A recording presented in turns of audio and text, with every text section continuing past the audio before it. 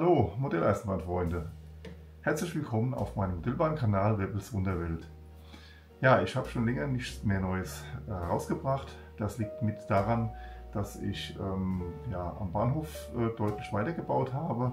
Da kommen wir später nochmal drauf. Ja, was habe ich euch heute mitgebracht? Wie gesagt, der Baufortschritt im Allgemeinen. Was gibt es Neues auf der Anlage? Und zum Schluss wie immer ein paar Fahrszenen mit unterschiedlichen Zügen. Ja, ich habe in den letzten 2-3 Monaten sehr intensiv am Bahnsteig für Gleis 4 und 5 für den Bahnhof weitergearbeitet. Dazu noch verschiedene Vorarbeiten gemacht. Das werden wir jetzt gleich in einem kurzen Abschnitt sehen. Und was ich auch noch gemacht habe, war ein Baustein von Viessmann, ein Lichtbaustein, der dazu geeignet ist, Einzelzimmerbeleuchtung zu schalten. Den habe ich mal getestet an einer Häuserzeile, auch dazu gleich mehr. Um etwas mehr Leben in die Häuserbeleuchtung zu bringen, habe ich mir von Viessmann einen Multiprotokoll-Lichtdecoder 5074 und LED für die Etagenbeleuchtung in Warmweiß 6046 und Gelb 6047 gekauft. Als Testobjekt für den Baustein habe ich die Häuserzeile im Hintergrund gewählt. Da diese nur aus den Haushälften besteht und auf der Rückseite offen ist, sollte der Umbau ohne große Umbauten erfolgen können. Zunächst habe ich die Lichtabdeckung aus den Häusern entnommen. Hier noch ein Blick von hinten in die Häuser nach Entnahme der Lichtabdeckung. Nach dem Ausmessen der Lichtabdeckungen und einer sinnvollen Raumeinteilung in den Stockwerken habe ich mir mit schwarzem PLA diese Einbauten für die Lichtabdeckungen gedruckt. Nach Entnahme des Lichtdecoders und der LEDs konnte es mit dem Aufbau beginnen. In der Mitte ist noch die Lichtsensordiode zu erkennen. Über diese kann die Lichtfunktion noch als Tag- und Nachtschaltung gesteuert werden. Zunächst wurde in den einzelnen Räumen LEDs verklebt. Die Leitungen wurden mit Tape zusätzlich gesichert, da die eigentlichen LEDs nur locker in den Haltern sitzen. Anschließend wurden die Kabel durch die vorgesehenen Löcher nach hinten geführt und dort gesammelt. Die 3D-Druckteile wurden jetzt in die Lichtabdeckung eingeklebt. Dabei ist zu beachten, dass die Etagen bzw. Zimmerwände fest an der Lichtabdeckung anliegen, damit das Licht nicht in den Nachbarraum scheint. Die braunen Kabel mit den Dioden wurden dann gesammelt und an einem Kabel angelötet. Die gelben mit den Widerständen wurden später einzeln auf dem Lichtdecoder aufgelegt. Dieses Vorgehen wurde für alle Lichtabdeckungen so durchgeführt. Anschließend habe ich die ersten 3 eingebaut und einen Test durchgeführt. Man sieht hier schon den Unterschied zu dem ersten Bild. Hier eine kurze Filmsequenz. In den 3 linken Gebäuden wurden die Lichtabdeckungen schon entnommen, aber die alte Beleuchtung sind noch in den Häusern.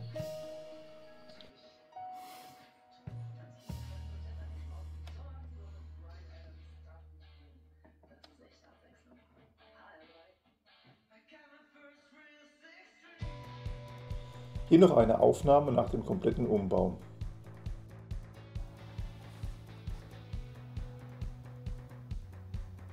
Und so sieht es jetzt aus, nachdem alle Häuser mit der Beleuchtung ausgestattet wurden. Es ist zwar ein schöner Aufwand, aber nach meiner Ansicht hat es sich gelohnt.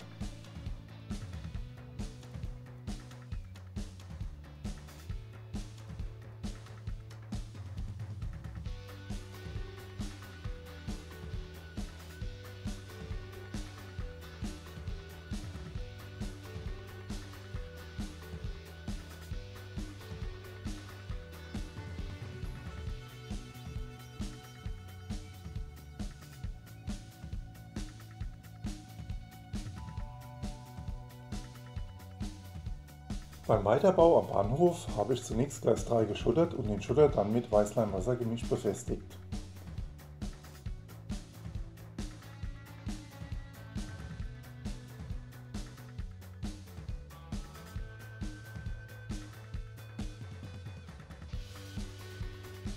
Nach einer ausreichenden Trocknung habe ich den Schutter mit Pulverfarbe entlang der Schienen nachgefärbt. Im nächsten Schritt wurden die Fahrträder für Gleis 3 montiert, verlötet und abschließend dunkel lackiert.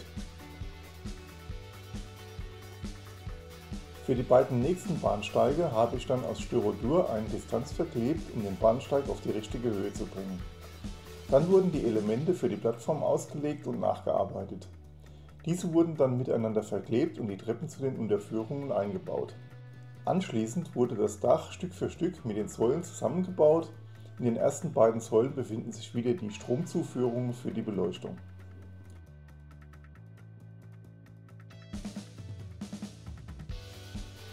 Danach wurden die Teile gealtert, die Plattform mit Kleber fixiert und die ersten Ausstattungen verteilt.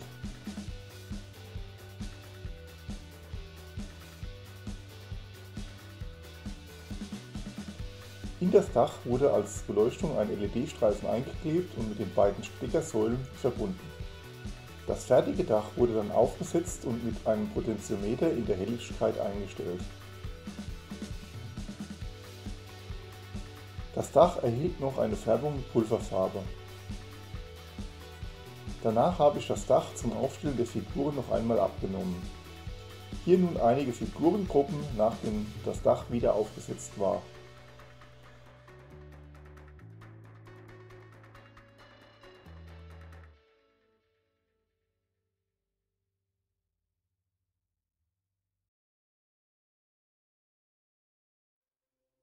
Anschließend habe ich noch einen Weg aus Styrodur mit gravierten Pflastersteinen vom Bahnsteig zum Signal eingebaut. Auf der anderen Seite fehlt noch ein Oberleitungsmast und das Signal musste dafür versetzt werden. Anschließend wurde der Rest noch mit Sand verfüllt und mit Weißleim-Wassergemisch befestigt. Pflaster und Sand wurden dann mit Erdfarben von Noch eingefärbt.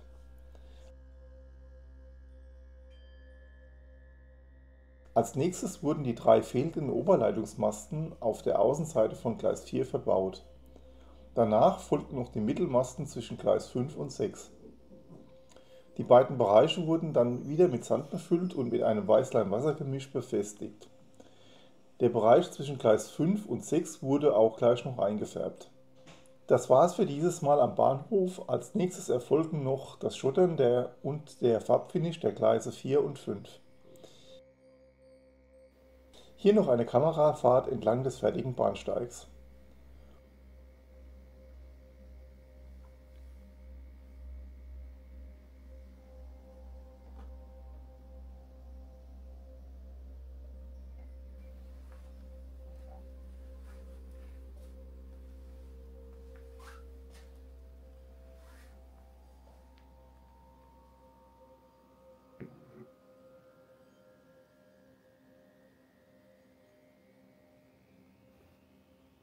Und das gleiche noch einmal bei Dunkelheit.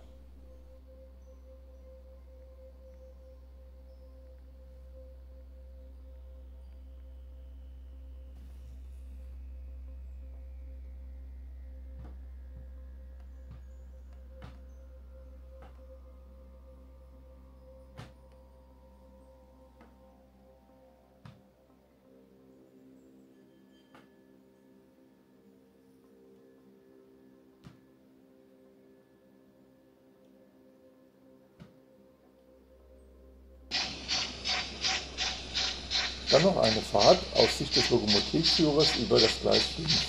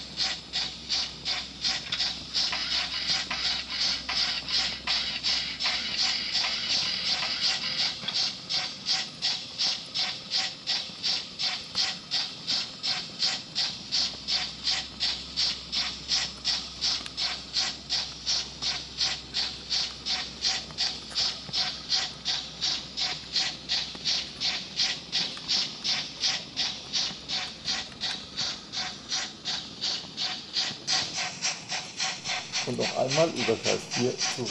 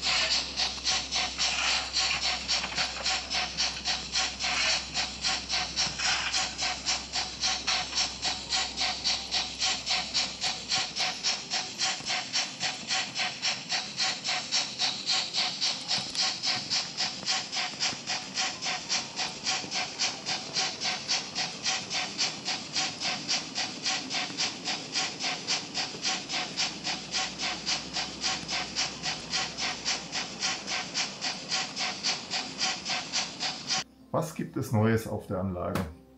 Ich habe mir zwei Dampflokomotiven zugelegt, die sind mittlerweile eingetroffen. Zum einen eine Baureihe 064 mit jede Menge geschlossen gedeckten Güterwagen mit Werbung für verschiedene Radiogeräte.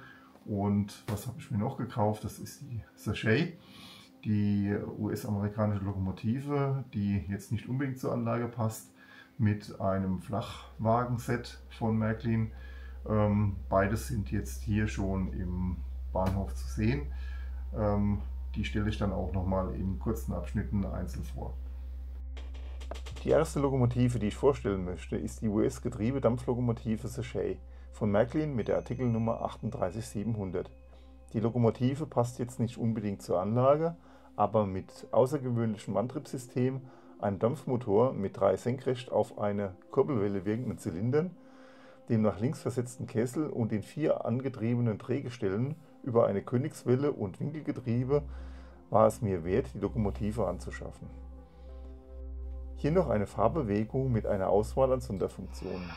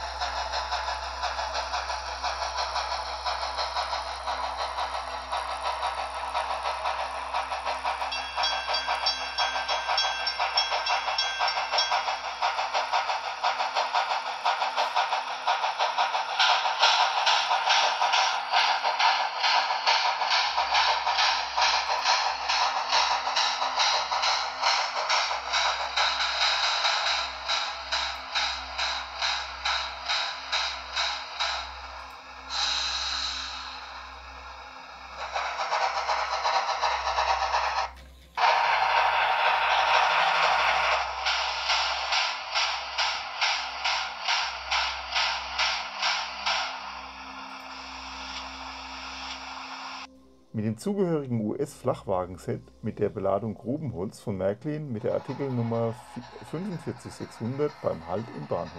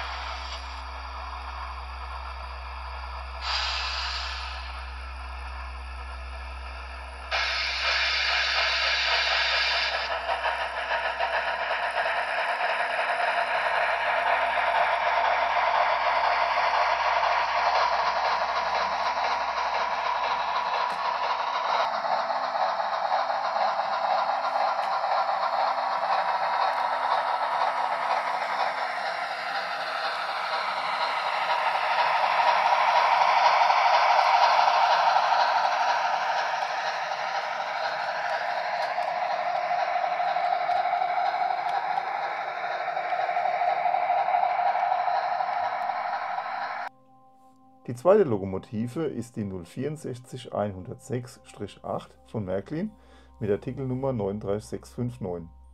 Die Tenderdampflokomotive der Baureihe 064 ist im Betriebszustand von 1970 als Epoche 4 dargestellt. Hier noch eine Fahrbewegung mit einer Auswahl an Sonderfunktionen.